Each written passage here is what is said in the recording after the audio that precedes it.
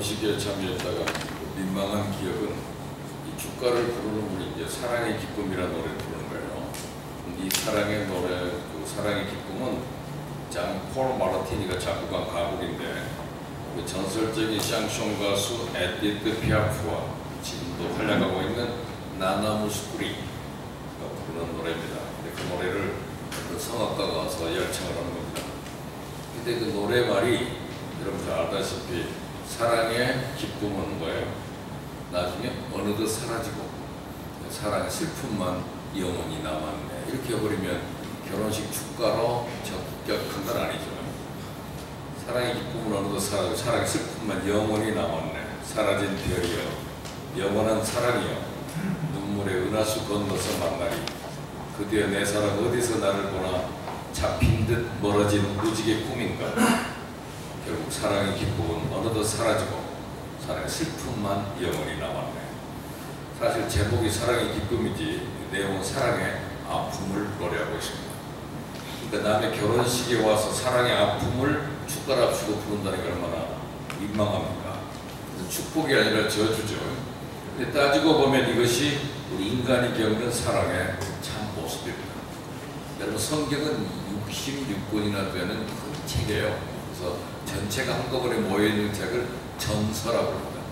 하나의 라이브러리 스타일로 굉장히 큰 책입니다. 그 중에 솔로몬의 저작이 인정되는 아가서라는 책이 있습니다. 이 아가서, 아가라면 애들이 아니라 우아한 노래라는 뜻이고요. 유일하게 뮤지컬 형식으로 기록되어 있는 성경책입니다. 솔로몬의 노래, 사랑의 노래가 담겨져 있고 여성들이 노래하고 또 짝이 노래하고 이렇게 해서 서로 주거니 받거니 노래하는 독특한 뮤지컬 형식의 노래. 그래서 아가서를 가리켜서 어떤 분은 이것을 닭살복음이라고 합니다.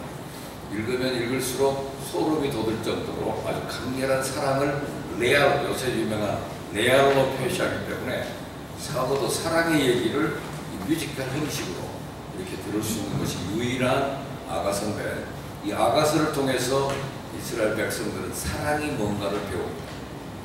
사랑의 노래로 이렇게 실제적으로 사랑의 행위를 구체적으로 표현한 책이 성경에 없습니다. 그래서 아가하고 사랑에 관한 얘기, 심지어 어떤 책은 그 솔로몬스 섹스 문제를 다루는 책이라고 해가지고 솔로몬의 섹스 이런 식으로 해서 책이 출판된 적도 있습니다. 그래서 적어도 결혼을 앞둔 사람들은 항상 이 아가서를 꼭 읽고 아가서를 이해해야 해요. 그래서 아가서, 이스라엘 사람이 제일 소중히 여기는 책이고, 이 책은 줄을 보니까 30세 이하는 보지 마시오 이렇게 되어 있습니다. 그러니까 뭡니까? 상당히 30금 마크가 붙어 있는 거죠.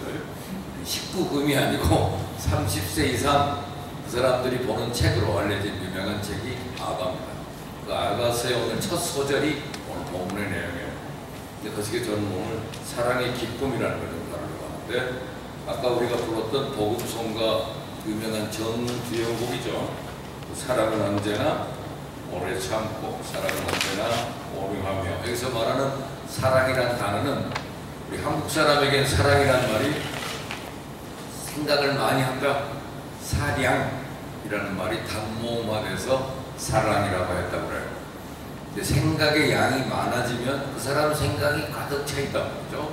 그래서 머릿속에 그걸 고이게 되면 우리 국문학에서는 그것을 괴다, 사랑하다 말을 머릿속에 생각이 고여있는 것이니까 괴다. 그래서 유명한 삼호곡에 보면 호미도 나리언 말하는 낫같이 들리도 없다 그러면서 나중에 어머님같이 괴식이 없애라 그런 말이 있습니다. 괴다. 근데 헬라 사람들에게는 사랑이라는 말이 다양한 표현으로 나타납니다. 여러분 잘 알다시피 사랑은 뭐야? 짜릿한 거. 그것은 에로스의 사랑이죠. 에로틱한 사랑입니다. 에로물이죠. 근데 에로는 인간에게 누릴 수 있는 시간이 정해져 있어요. 그냥 18개월이면 그 유효기간이 끝난다고 해요. 사랑은 18개월, 그 짜릿한 느낌을 가지고 유지할 수 있는 기간이 18개월인데도 덤덤한 사람은 한 3년 간다고요. 3년쯤 간대. 그 다음에는 사랑이라는 게 없어져 버린다는 거죠. 그래서 결국은 사랑의 기쁨은 어느덧 사라지고 사랑의 슬픔만 남는 것은 에로스의 사랑입니다. 근데 또 다른 사랑이 있는데 우정으로 넘겨가는 사랑입니다. 사랑이 우정으로 바뀌면 우정은 필로스라는 단어를 사용했어요. 우정의 사랑. 예수님이 베드로한테 물어봐서 너 나를 아가페로 사랑할 수 있니? 그랬더니 저는 당신을 우정으로밖에 사랑 못합니다. 그 다음에 나오는 사랑은 아가페 사랑이라고 많이 들어보셨죠? 아가페. 오늘 여기 나오는 사랑은 전부가 원어는 아가페라고 번역되어 있습니다. 아가페는 남을 존중해주는 사랑입니다. 상대방의 인격을 무시하지 않고 항상 존중심이 담겨있는 사람, 이것을 아가페라고 해요. 여러분, 거지도 함부로 대하다가 갇힙니다. 그 누구도 함부로 대할 사람은 아무도 없어요. 그들을 우리가 소중히 대할 때, 남을 돕는다 할 때라도 인격적인 존중심을 가지고 낮은 자에게 공손할 때 그것을 아가페라고 해요. 그리고 또 한 가지 사랑은 스톨케라고 하는 사랑이 있습니다. 가족 간의 사랑이죠. 집에서는 싸우지만 밖에 나가면 절대 그것을 드러내지 않고 보호해주고 지켜주고, 가족 간의 사랑은 스톨케인데, 사랑의 다양한 표현 중에서 아가페 사랑, 그것이 가장 소중한 사랑입니다. 존중심이 담겨있는 사랑. 부부가 싸우더라도 상대방의 치명적인 약점을 건드리지 않고 상대방의 인격을 존중해주면서 약간의 말다툼이 있을 수는 있어요. 그래서 상대방을 존중해주기 때문에 그 사랑은 좋은 사랑입니다. 아가페 사랑이에요. 그래서 이 아가페 사랑을 우리에게 기쁨을 계속 주지만, 에로스라는 사랑은 어때요? 짜릿한 것 같지만 그것이 어느 세월 시간이 흐르면 상처로 남는다는 사실을 여기 가리키기 때문에 세상에서 부르는 사랑의 기쁨은 사라지고 슬픔만 남았다. 상처밖에 남질 않아요. 그러나 진짜 사랑, 그 사랑은 영원한 기쁨을 우리에게 주기 때문에 사랑의 기쁨을 오늘 좀 소개하려고 합니다. 많은 사람들이 사랑에 대한 오해, 신화들이 많다고 그래요. 에릭 프롬이라고 하는 사람 사랑의 기술이라고 하는 책을 썼습니다. 사랑이 이 아트예요. 일종의 기술로. 사랑하는 법을 몰라요. 여러분, 사랑을 하는 거지 자꾸만 사랑을 받고만 싶어하고 나도 사랑 좀 해봤으면 좋겠다고 그러는데 사랑이 뭔지를 몰라서 그래요. 사랑은 하는 거예요. 그래서 여기는 두 가지 얘기를 다루게 됩니다. 사랑하는 기쁨, 또 한 가지는 사랑받는 기쁨. 이 두 가지가 큰 기쁨이 되는 거죠. 그래서 아갑서라고 하는 이 책에는 본능적으로 아주 건강한 두 남녀 연인 사이에 이루어지는 시적인 대화 형식을 띠고 있습니다.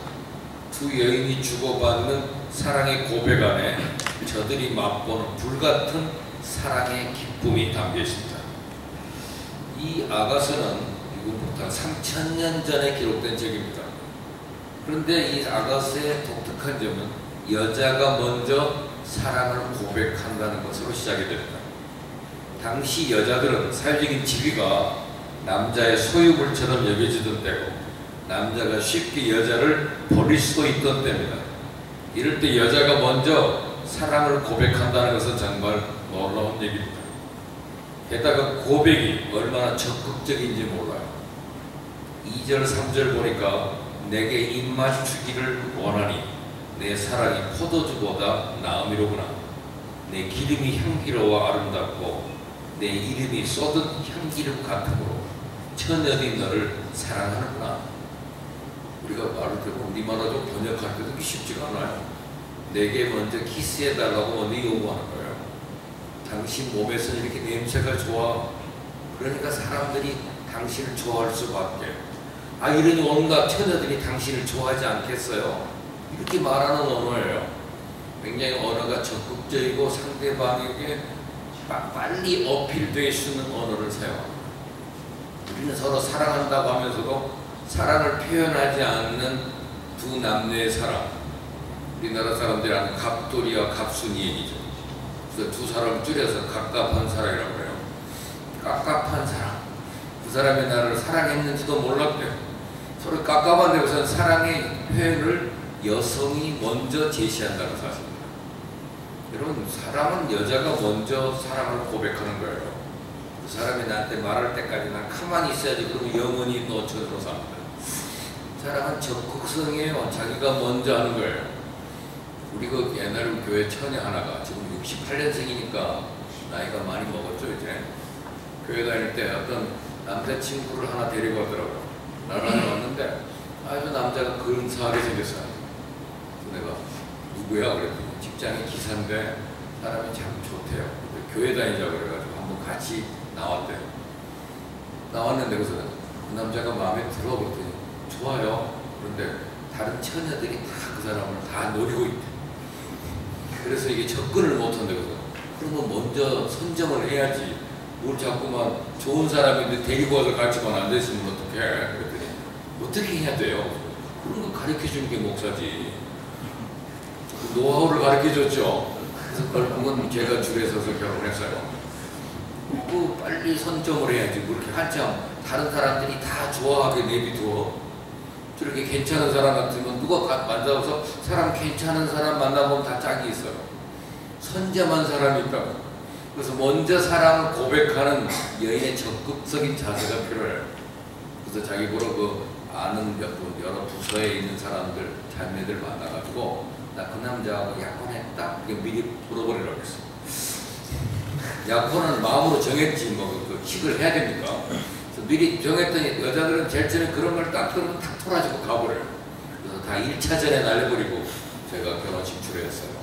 그 사람들 중국에서 살고 있는데 잘 살아요. 지금도 존댓말에 둘이 68년생이고 남자는 64년생. 둘이 지금도 끝에 이름 부르면 누구씨 누구씨 하면서 닭살 사람 그러는데 잘해요. 사랑은 기술이에요. 성경에는 항상 여자가 먼저 사랑을 고백하는 것으로 시작됩니다. 왜냐하면 사랑하는 것이 기쁨이니까. 자기가 그 사람을 사랑하는 거예요. 사랑할 때는 먼저 사람을 적극성을 띄우는 거죠. 내게 입 맞춰라. 그리고 나는 이런 향기가 나니까 사람들이 당신을 좋아하지. 이렇게 말해줄 수 있는 여성이 세상에 얼마나 있겠어요. 사람들마다 냄새가 좋잖아요. 사람들마다 남자들도 특유의 향수를 사용합니다. 또는 자기들 스킨로션을 사용하기도 하는데 이 냄새 너무 좋다. 네가 많은 사람들이 당신을 좋아하지. 이렇게 말하고 있는 거예요. 2절 3절이. 성경에서 이렇게 사랑의 적극적인 표현이 실제적으로 나와 있는 데가 여기밖에 없습니다. 그리고 구약 성경에 보면 옛날에 한 루시라고 하는 여자가 자기보다 훨씬 나이 많은 남자인데 이 남자에게 먼저 찾아가서 사랑을 고백해요. 그 나이 많은 노인 같은 남자가 너무 놀래가지고 젊은 사람도 말은 나를 좋아해. 너무 고마워. 이런 사랑을 먼저 여인이 고백함으로써 시작된다는 사실이에요. 인간의 창조 과정을 보면 남자를 만들어 놓고 뭔가 조금 부족해. 그래서 또 하나 만든 것이 여성입니다. 여성은 완벽해요. 여자는 더 완벽하기 때문에 여성이 남자를 도와줘야만 남자가 제구실을 한다고 해요. 그래서 여성의 완벽성, 술을 먹어도 여자가 더 많이 먹는데요. 구조적으로 요새 낮술 먹는 사람은 다 여자입니다. 식당에 가보면 전부 남자, 여자들이 앉아서 먹고요. 거기에 양복 입고 앉은 남자들은 대부분 목사입니다. 신방 다니다가 가끔 나와서 식사할 때 보면 여성들이 완전히 그 사회를 지배하고 살아요. 근데 여성들의 의식 구조가 여자가 더 강해요. 남자들은 평균 수명도 훨씬 여자에게 몸에 집니다. 여자가 더 오래 산다는 사실 다 알죠. 여자는 더 완벽하고 더 강해요. 그래서 여성이 하나님이 만든 목적은 남자들을 자꾸 칭찬해주고 그 앞에서 남자를 격려하는 거죠. 그리고 강력하게 야당 노릇해주고 말동무해주라고 하나님 만들어 놓은 거예요. 여자의 완벽성을 잘 모릅니다. 근데 여자가 먼저 남자에게 사랑을 고백해줘야 남자가 용기를 얻어가지고 자기 엄마를 이겨요. 근데 대개 요새 선을 보고도 여자 남자한테 연락이 안 옵니다. 엄마한테 물어봤더니 그런 애 만나지 말라고 그랬죠. 그래가지고 이 마마보이들이 태반이에요 다. 그래서 꼼짝 못하니까 여자가 먼저 내가 너 사랑하니까 너 나만 따라. 그러면 자기가 책임을 진다고 그러면 그 남자가 그때 용기를 내가지고 엄마를 이길 수가 있어요. 근데 되게 이렇게 늦고 나중에 전화 오기 기다렸다가 그러다가 40 금방 가요. 50 금방 가요. 제가 1952년생 여자들을 모아서 성형 공부 가르치는데 미국 대사관 다니는 여자들이에요. 이 사람 지금도 결혼 안 해서 보니까 52년이면 환갑이야 올해. 여러분 잠깐 가요. 그 사람들이 되게 소극적이에요. 직장이 있고 전문직으로 살지만 이렇게 우리나라 살고가 있는 것이 우리나라 사람이 가장 연약한 이유는 유교가 우리나라에 와서 자리를 잡았다는 거예요. 유교가 500~600년 동안 이 땅에 뿌리를 내렸어요. 일본은 유교가 들어가다가 도망가 버렸어요. 유교가 자리를 못 잡았습니다.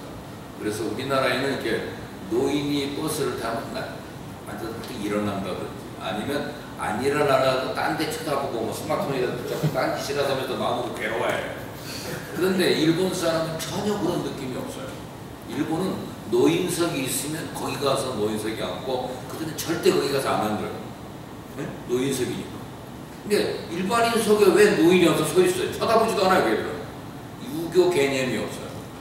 근데 자기들끼리 그냥 살기 때문에 한국에 오면 그것이 많이 부딪힌대요. 왜 사람들은 어른들이 그러는지. 거기는 아빠하고 딸하고 같이 담배 피고 있는 사람 많아요. 일본에 가면 놀랄는데 거기서 자유스러워요. 왜? 유교가 없어요. 우리나라는 유교 문화가 있기 때문에 한참 얘기하다가도 잘 얘기하다가 기분 나쁘면 너 몇 년생이야? 그거 싸워.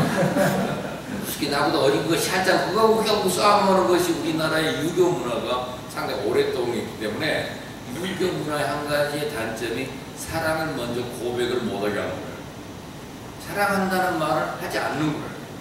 남녀 유별하다 이렇게 구분을 잡고 지어줬는 그런 개념인데 성경은 이미 3000년 전에 사랑은 여자가 먼저 고백을 하는 거예요. 적극성이죠. 충격적인 사랑의 고백으로 시작을 합니다. 사랑하는 기쁨이기 때문에 사랑하는 것이 참 기쁨이에요. 사랑을 하는 거예요. 내가 마음껏 사랑할 수 있는데 왜 사랑하지 않고 사랑을 받으려고만 하느냐 이 말을. 여자의 사랑의 표현.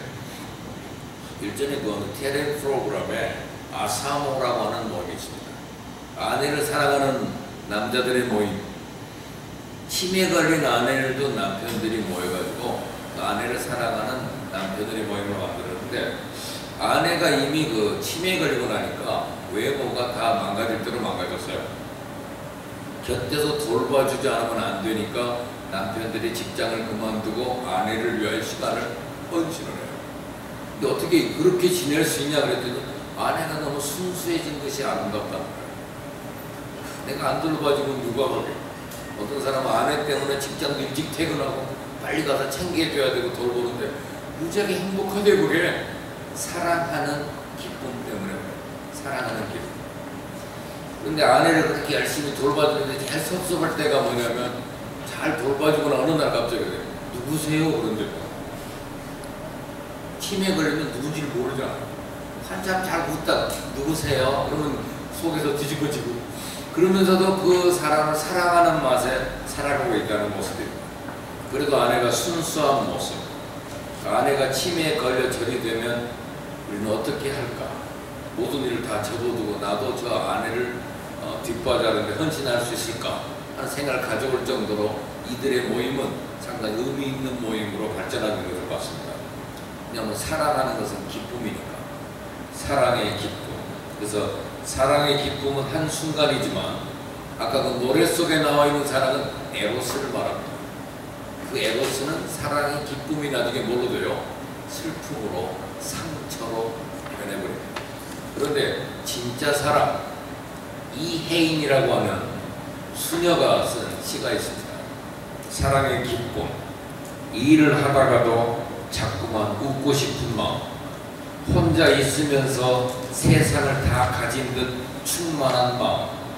누가 시키지 않아도 자꾸만 뭘 주고 싶고 나누고 싶은 마음. 아픈 것도 내세 갖고 끝까지 참고 싶은 마음.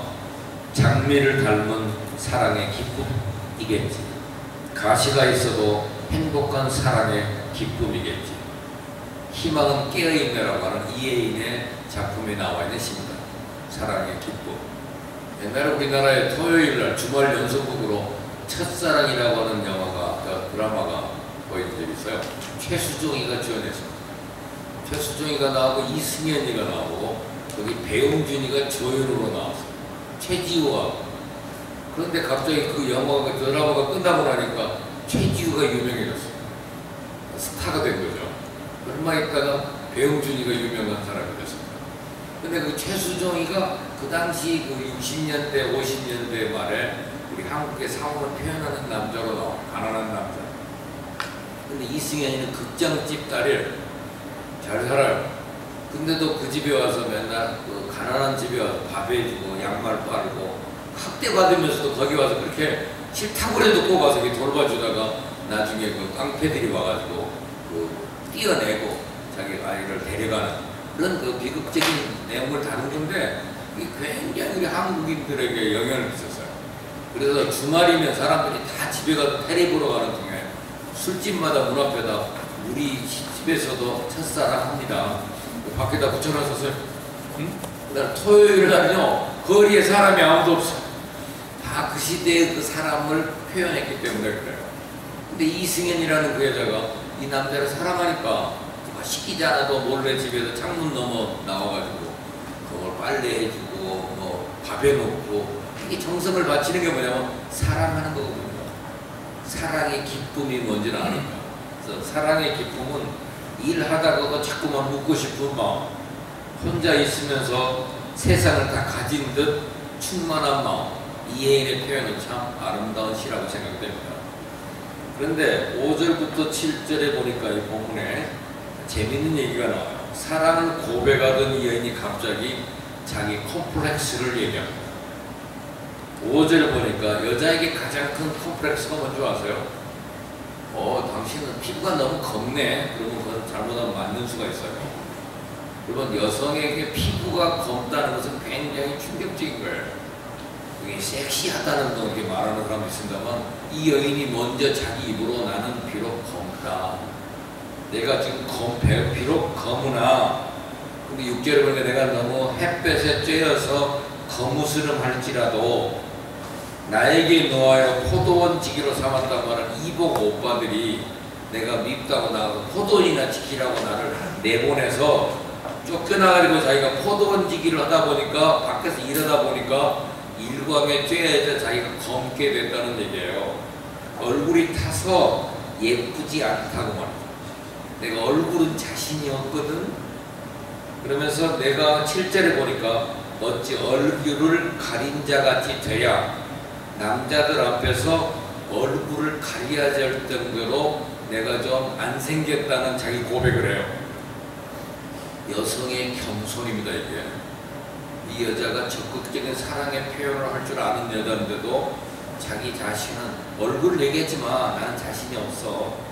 나는 그런 데 가면 내 얼굴을 가려야 되잖아. 이렇게 솔직하게 이렇게 진솔하게 표현하는 사람이 어디 있어요? 그 말을 듣더니 남자가 뭐라고 그래요? 굉장히 중요한 말입니다. 8절을 보세요. 8절에 뭐라고 나오나요? 8절에 여인 중에 어여쁜 자야.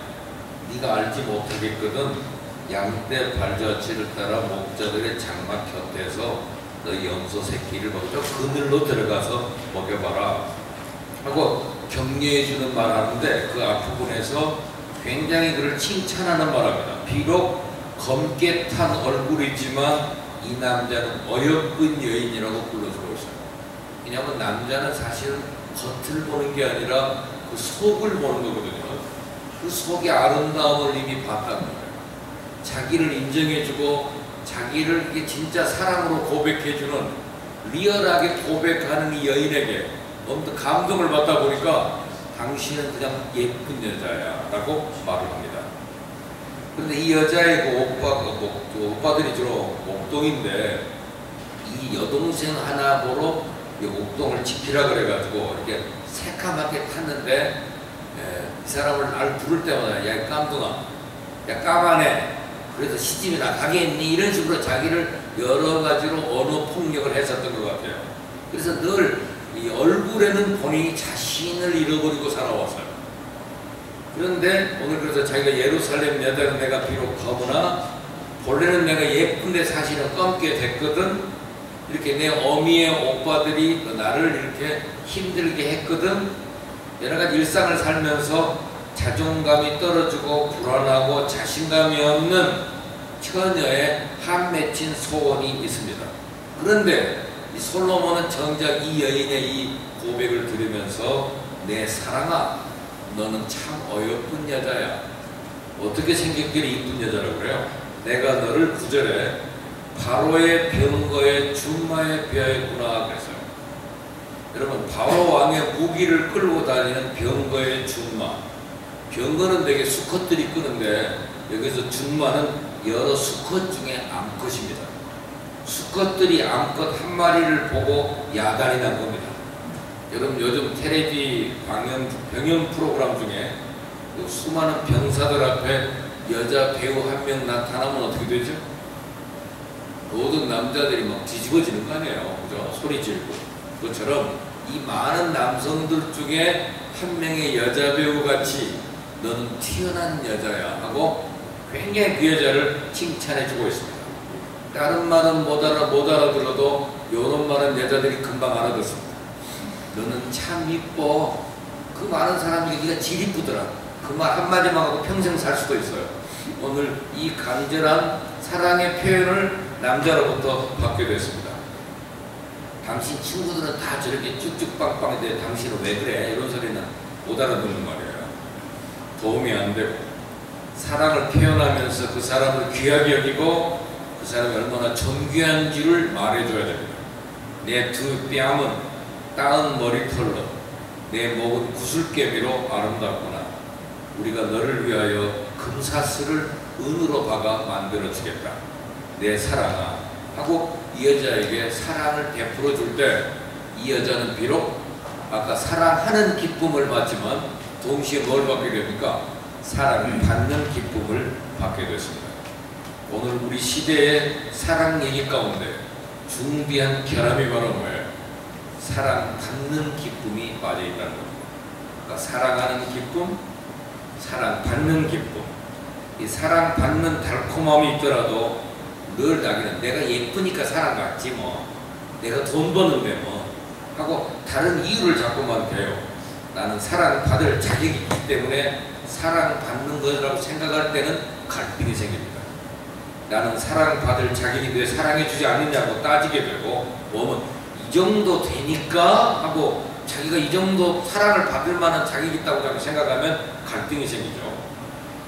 그런데 사랑받을 자격이 없는데 내가 이렇게 사랑을 받는다고 감사할 때 그 사랑은 기쁨이고 감동이 되는 겁니다. 그래서 오늘 이 여인의 사랑의 고백과 더불어 이 여인이 마음껏 사랑받는 언어를 오늘 같이 받으면서 사랑의 기쁨을 누리고 있습니다.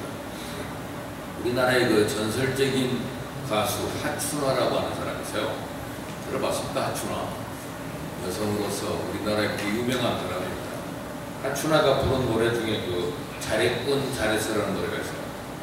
들어본 적 있습니까? 요즘은 잘했군 잘했어 잘 모르더라고요. 영감 왜 불러 그런 노래 있어요. 영감 왜 불러 뒤뜰에 뛰어놀던 씨암탉 한 마리 보았소. 보았지. 어째서? 여러분 뒤뜰에 놀고 있는 씨암탉이면 새끼도 낳고 또 보니까 알도 많이 낳는 겁니다. 그런데 어째서? 그랬더니 이 몸이 늙어서 몸보신 하려고 먹었지. 그러면 대판 쌈놔야 되는 거 아니에요? 그런데 뭐라고 하냐면 잘했군 잘했어. 잘했군 잘했군 잘했어. 그러게 내 영감이라지. 이렇게 노래를 부르는 노래예요. 이 노래요. 또 한 번 노래가 있어요. 또 누리한테 물어보지. 여보 마누라 왜 불러? 뒤뜰에 메어놓은 송아지 한 마리 봤어? 그랬더니 봤죠. 어째서? 친정집 오라버니 장사 2,000원으로 줘버린다. 그러면 이거 한참 싸워야 될 일인데 대꾸가 뭐냐면 잘했군 잘했어. 그러게 내 마누라지. 이런 노래예요. 3절도 마누라 아니야 누구야? 잘했군 잘했네. 영감 왜 불러? 저 사랑제 비워주고 10만원 전세 받았어. 받았지? 서양 춤추려고 쌍나팔 전축을 사왔지. 잘했군 잘했군. 속 터지는 얘기인데 그것을 항상 받을 때 고마워 사랑해 하고 받아주는 이 사람 속에서 사랑하는 기쁨, 사랑받는 기쁨이 있다는 것이 우리들이 잘 깨닫지 못했던 노래가 우리나라의 국민의 노래로 자리를 잡게 됐어요. 그래서 나이 지긋한 부모님이 부르는 게 아니라 웬만한 젊은이들도 이 노래를 되게 알고 있어요. 이 노래의 진정한 의미가 좀 특별합니다. 가사 내용을 보면 정말 잘해서 잘했다는 게 아니고 하나같이 속이 쓰라린 겁니다. 씨암탉을 잡아버리고 나니 송아지를 친정집 줘버렸으니 싸우도 참 한참 싸우리입니다. 그런데 당신이 했으니까 잘했다는 거. 그래서 잘했다고 해줄 사람은 당신밖에 없으니 고맙다는 거. 여기에서 사랑하는 기쁨, 사랑받는 기쁨이 있다는 사실입니다. 오늘 이 시대에 우리들에게 사랑을 나도 사랑하고 싶어요. 사랑을 안 하니까 사랑하는 기쁨을 모르죠.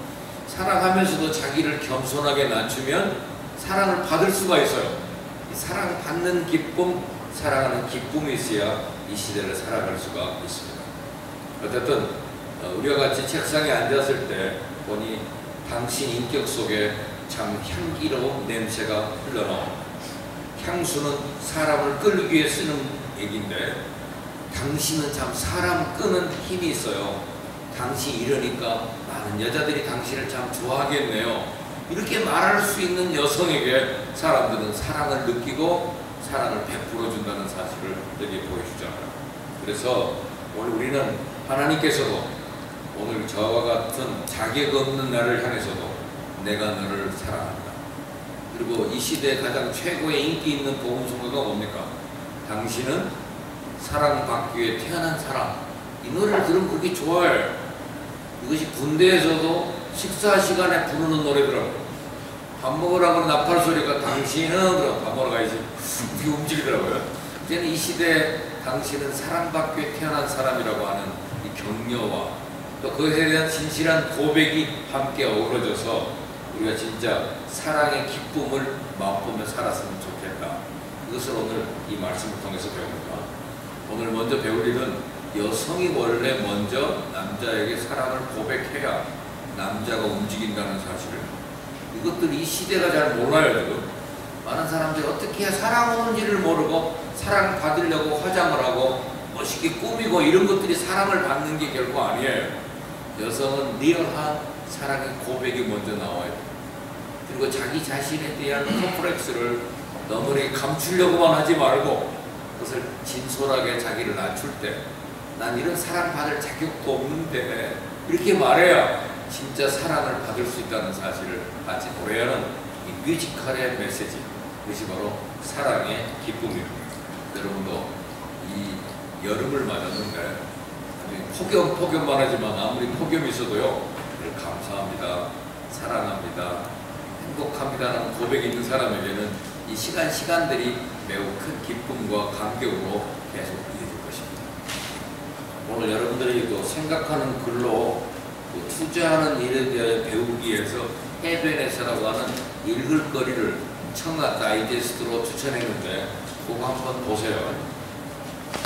투자하는 일에 대하여 배우기, 해변에서. 우리는 되게 해변으로 가요 하는 것이 여름에 우리의 메시지인데 해변도 일종의 투자의 과정을 배울 수 있는 절호의 기회다 하는 것을 거기에 써놨습니다. 특별한 투자 결정에 대하여 궁리하고 있을 때 해변에서 갖는 즐거운 시간이 위태로워진다면 그것은 나의 결정에 어떤 영향을 줄까 하는 문제로 그걸 좀 확대 해석해보는 것이 좀 필요해서 여러분 이번 글을 소개합니다.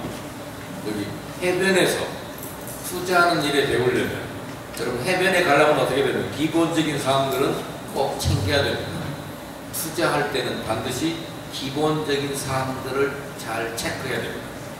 나의 여행 계획을 만들어 놓은 것을 철저히 지킨다는 것, GPS를 설치하는 일, 정시에 출발하는 일, 이런 나름대로의 계획, 플랜이 필요하고 그 다음에 선텐이 우리의 목표라면 인내심을 가져라. 왜 위험 부담이 높은 신속한 선텐 방식을 지지하지는 않지만 화상을 입지 않을 위해서는 선텐을 하는 것처럼 우리는 어떤 사업을 위하여 투자할 때 인내심이 필요하다는 것, 그리고 단기적인 파도 패션을 무시하라. 그리고 나 자신을 다른 사람과 비교하지 말라. 그리고 만약 해변으로 가기로 했는데 비가 올 수도 있다는 사실, 비가 오는 며칠을 예상하라. 이렇게 함으로써 자기를 관리하는 경영 수칙을 거기다 제시하고, 맨 마지막에 그 잠언 21장 어디서인가요? 잠언 21장 5절 한번 제가 말씀도 다루는데, 부지런한 자의 경영은 풍부함에 이를 것이나 조급한 자는 궁핍함에 이를 따름이라 하는 말씀을 가슴에 새기고, 근면 휴가를 준비하든 일생을 위해 투자를 하든 그 자체에 보상이 있다는 사실을 기억하고, 여기서 해변으로 여행을 간다, 단순한 생각에서 투자의 원리를 같이 나눌 수 있는 그 지혜를 같이 나눴으면 합니다.